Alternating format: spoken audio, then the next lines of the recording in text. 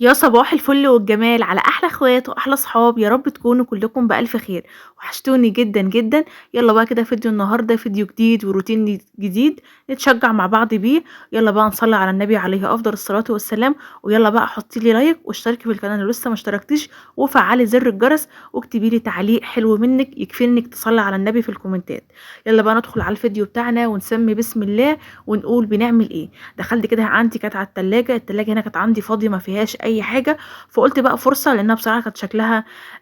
مش عاجبني خالص ومش نضيفة، فقُلت بقى أغسلها بالمرّة بما إن التلاجة فضيت. وبصراحة يعني زي ما أنتم عارفين كده وحاكية لكم في الفيديوهات اللي فاتت، إن أنا ما عُدتش باحط في التلاجة عندي خضار ولا باحط عندي حاجات زي الأول وكده، يعني عشان أنتم عارفين طبعًا إن أنا أكلي وشربي تحت عند حمايا، فعُدت باجيب يعني باسوّق التسويقة بتاعتي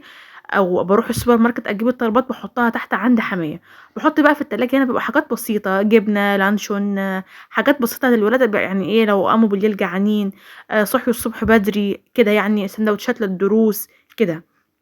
غير كده بقى أكلي وشربي كله تحت، وأنا بيتهيأ لي حاكية لكم الكلام ده في الفيديوهات اللي فاتت. فعشان كده هتلاقوا التلاجة عندي فاضية، بس طبعًا برضه هاجيب فيها شوية مشتريات وشوية حاجات كده عشان الولاد، وعشان يعني كمان برضه ساعات باجوع بالليل والجو ساقع يا جماعة والواحد بيجوع بصراحة يعني.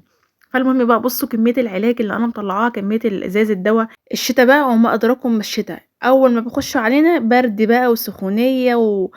يالّا الحمد لله، الحمد لله ربنا يا رب يعدّي بقى الشهور اللي باقية فيه على خير. سبب كروهي للشتا هو تعب الولاد، يعني أنا كنت الأول زي ما قُلت لكم في الفيديوهات برضه اللي فاتت، أنا كنت باوريكم الترمومتر اللي أنا باقيس بيه حرارة الولاد لمّا أشوف درجة الحرارة عندهم قد إيه، فمخلّياه يعني إيه بالذات في الشتا بالذات. هنا بقى الست توتو كانت بتساعدني قُلت لها: "برّه، خدي أختِك وانزلي تحت عند جدِّك."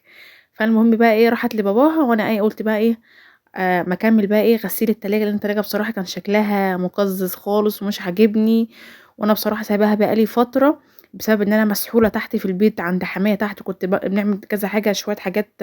في بيت حمايا من تحت يعني وكده، كسّرنا حاجات وبنصلّح في حاجات وكده،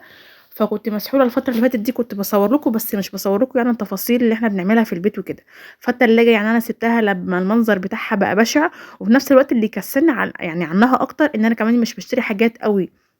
يعني إيه، كنت الأول علشان إيدي على طول أول بأول فيها كل أسبوع باغسلها عشان طبعًا أحُط الخضار وأحُط الفاكهة وأحُط كده، ده بقى اللي كسّلني إن أنا إيه، مش باحُط فيها حاجة أوي غير حاجات بسيطة عشان ساندوتشات الولاد وكده. بس قُلت لأ، طبعًا مش هاهملها تاني كده وهاخلّي إيدي فيها أول بأول زي ما كنت ماشية الأول، هاحاول أنظّم نَفْسي. وهنبدأ برضه مع بعض إن شاء الله نعمل مع بعض كده تنضيفات رمضان، بس لسه بدري، يعني لسه شهر و9 أيام أو 10 أيام، لسه بدري. فلأ، طبعًا في نُص شعبان كده أو بعد ما شعبان يخُش كده بعديه ب5، 6، 7 أيام، نبدأ بقى إيه، نعمل تنضيفات رمضان ونضبّط الدنيا. أمّا دلوقتي لو بدأنا تنضيفات شهر رمضان دلوقتي،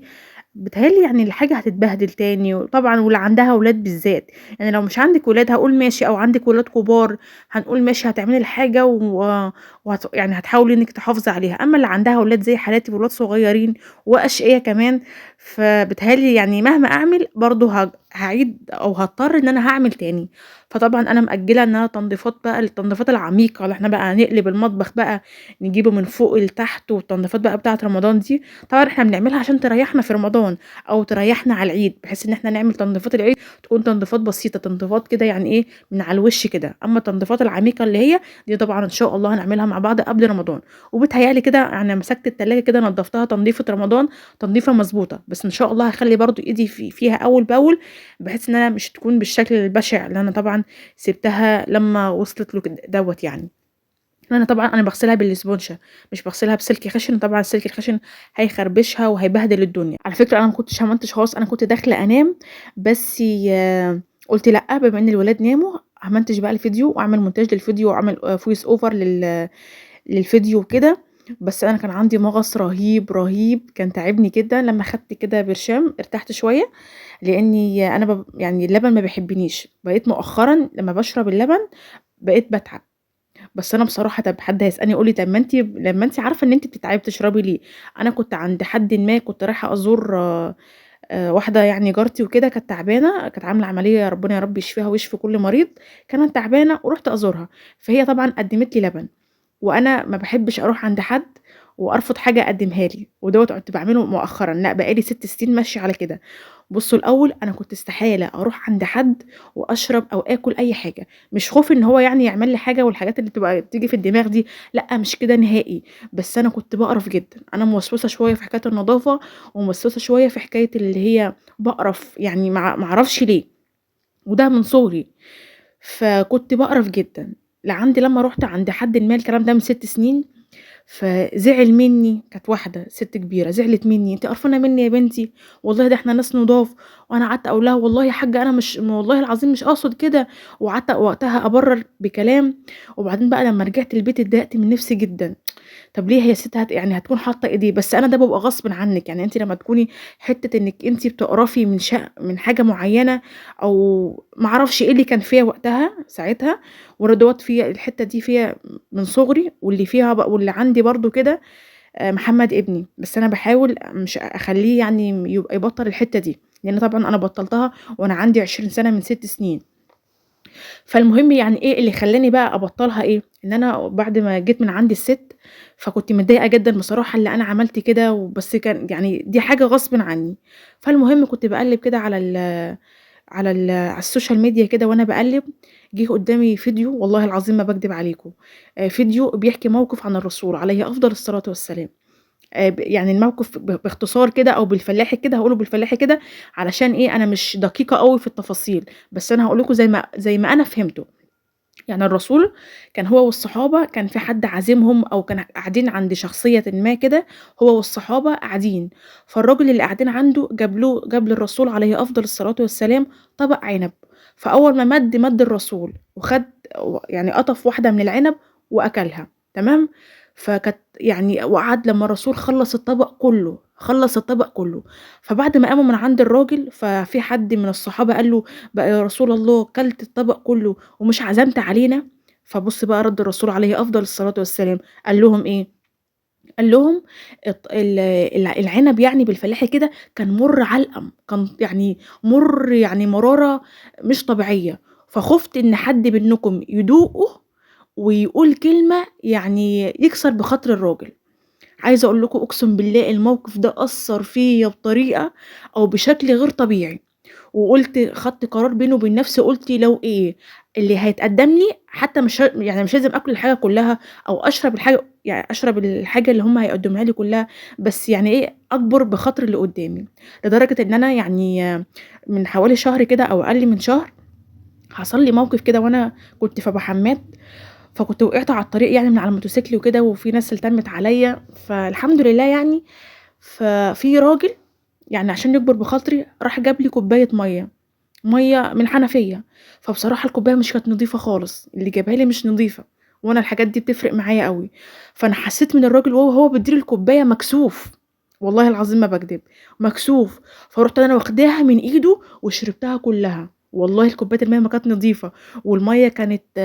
الشابة فيها كانت عالية، قال لي: "طب اصبري شوية لمّا الشابة." لأ شربتها عشان أكبر بخاطره، لإن هو يكفي إن هو يعني إيه، ادّاني مش عارفة يعني أحسّسها لكم إزاي أو أفسّرها لكم إزاي، إن هو قدّرني، إن هو خايف عليّا وقعد يكلّمني يقول لي: "معلش الحمد لله اللي جات على قد كده، ما تعيّطيش، ما تزعليش." فدوّة يعني جبر يعني كفاية إن هو كلامه جبر بخاطري شوية. فخدت منّه الكوباية وشربتها كلّها، حتى بعد ما شربتها يعني أنا يعني استعجبت أو استغربت من نَفْسي، إن أنا كده زمان ما كنتش كده نهائي، كنت أروح عند حد زي ما حكيت لكم كده إن أنا يعني بُصّوا مش عايزة أقعد أحكي يعني كلام تفاصيل كتير في الموضوع ده، بس الحمد لله، يعني في حاجات باغيّرها فيّا للأحسن، الحمد لله، اللهم لك الحمد. بُصّوا بقى هنا، أنا دوّة كان الروتين ده كان الصبح، بعد ما نزلت عند حمايا تحت وفطرنا وعملت الموال اللي أنا باحكيه لكم كل مرّة دوّة، نضّفت بقى التلاجة ودخلت بقى كده على أوضة الأطفال عندي، روّقت يعني إيه، دوبك طلّعت البطاطين عندي في الشمسة، وأنا زي ما قُلت لكم برضه إن أنا باحب أطلّع عندي البطاطين واللحافة والحاجات دي على سور البلكونة عندي، بحيث إن هي تتشمِّس وكده. فحد بقى نده لي قال لي: "تعالي ادّي حد الحقنة." سِت يعني من جيراننا كبيرة، فغيّرت بقى العباية عشان ما تقولوش أنتِ غيّرتِ العباية، لأ غيّرت بقى العباية لإن طبعًا كنت غاسلة فيها التلاجة وكانت مبلولة مَيّة وكده، فنزلت طبعًا غيّرت العباية ونزلت بقى ادّيتها الحقنة وطلعت تاني. بُصّوا بقى كانت ريتال كنا بنتخانق أنا وريتال، جايبة لي الشبشب قال، قُلت لها: "اطلعي بيه عشان مش هادّيه أخبطِك بيه على دماغِك." فالمهم خوّفتها وطلعت برّه. هابدأ بقى كده أكنس كده عندي كنسة خفيفة، طبعًا الأوضة كانت عندي نضيفة مش كانت محتاجة يعني الترويقة اللي هي الواو يعني، لأ كانت محتاجة يعني إيه، من على الوش كده يا دوبك لملمت كده من على الوش، تمام، فكنست بقى كده وما مسحتش كمان، لأن كانت السيراميك عندي أو الأرضية كانت نضيفة.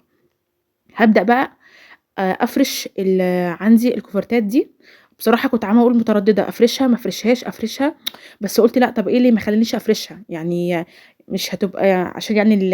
يعني واحدة لموني والتانية ديّة فوشيا، فكنت مترددة في كده باقول شكلهم مش لايق، بس قُلت لأ، يعني هو أنا لازم كل حاجة أفرشها تبقى عاجباني 100%، فطبعًا دول كنت جايباهم في جهازي، دول كنت من 10 سنين بالضبط يعني كنت جايباهم في الجهاز بتاع فرحي. جهاز يعني، ف بعد ما كنت يعني إيه طلّعتهم من الدولاب ورجعت دخّلتهم ورجعت قُلت لأ فيها إيه ما أفرشهم عادي، هو لازم كل حاجة أنا أجيبها تبقى عاجباني وداخلة دماغي وكده، مع إنّهم عارفين أول ما جبتهم دول كنت باعشقهم وكنت على طول بافرشهم، فسبحان الله الواحد كل ما بيكبر شوية أو كل ما الزمن بيتغيّر تحسّي إن أطباع الواحد كمان بتتغيّر، حتى ذوقه بيتغيّر. فيعني في حاجات كتير كنت عاجباني دلوقتي عُدت باختلف عليها، أقول هو أنا كنت باحب دي إزاي، هو أنا كنت باعمل ده إزاي؟ دلوقتي والله باقعد بيني وبين نفسي كده واقعد أقول كده، أقول هو أنا كنت باحب اللون ده؟ يعني أنا كنت باحب أنا لحد دلوقتي باحب اللون البنفسجي جدًا، جدًا، جدًا، وكنت أول ما اتجوزت كنت جايبة بيتهيأ لي 3/4 الحاجة بتاعتي لونها بنفسجي أو موف، باحب أنا اللون البنفسجي بجميع درجاته، الموف غامق، فاتح بقى أنا باحبه، وما زلت لحد دلوقتي باحبه، بس دلوقتي يعني كان هو اللي عندي لوني المفضل زمان، دلوقتي لأ باحبه، بس دلوقتي دخل برضه حاجات مفضلة عندي زي الجري، زي الكشمير، زي بُصّوا حاجات ألوان كتير دلوقتي بقت باشتد ليها يعني، فطبعًا كل ما الموضة بتتغيّر، كل كمان ما ذوق الإنسان بيتغيّر، مش عارفة أنا بس والّا أنتم زيي كده والّا أنا حالة استثنائية والّا إيه يا جدعان، أنا مش عارفة والله. المهم ما علينا، أنا عارفة إن الاتنين مش ماشيين مع بعض، بس أنا قُلت إيه، مش هافضل كل حاجة يعني إيه لازم تبقى متناسقة وتبقى متضبّطة وتبقى يعني إيه 10 على 10 لأ، لازم نغيّر برضه ويا عالِم بقى يعني هيفضل ذوقي كده دلوقتي والّا قدّام ذوقي هيتغيّر، بس أنا بيتهيأ لي ذوقي هيتغيّر، لإني مع السنين ومع الموضة ومع الحاجات اللي بتطلع، كل ما بتطلع حاجة بتلاقي ذوقِك بيتغيّر، مش عارفة أنا بس اللي كده والّا أنتم كمان، فاكتبوا لي برضه في الكومنتات بحيث إن أنا إيه، ما أحسّش إن أنا حالة استثنائية أو إن أنا بس اللي كده، قولوا لي اكتبوا لي برضه في الكومنتات. ده بقى كان شكل الأوضة بعد الfinish أنا عارفة إن الاتنين مش متناسقين، بس عاجبينّي والله وحلوين برضه والولاد اتبسطوا بيهم جدًا، لإن بقى لي فترة ما فرشتهمش أوي. دخلت بقى كده عندي طقم الدفايات بقى يتغسل كده وبكده بقى إيه، فيديو النهارده يكون خلص، أشوفكم إن شاء الله في فيديو جديد وروتين جديد، بس يالّا بقى ما تنسيش تحطّي لي لايك وتشتركي في القناة وتفعّلي زر الجرس وتكتبي لي تعليق حلو منِّك، وزي ما قُلت لكم والله باحب أقرأ تعليقاتكم جدًا، فاكتبوا لي تعليقات، أنا مش عارفة ما بتكتبوليش تعليقات ليه، أنا بارُد عليكم على فكرة، فاكتبوا لي تعليقات لإنها بتسعدني وبتبسطني. أشوفكم بقى إن شاء الله في فيديو جديد ومع ألف، ألف مليون سلامة.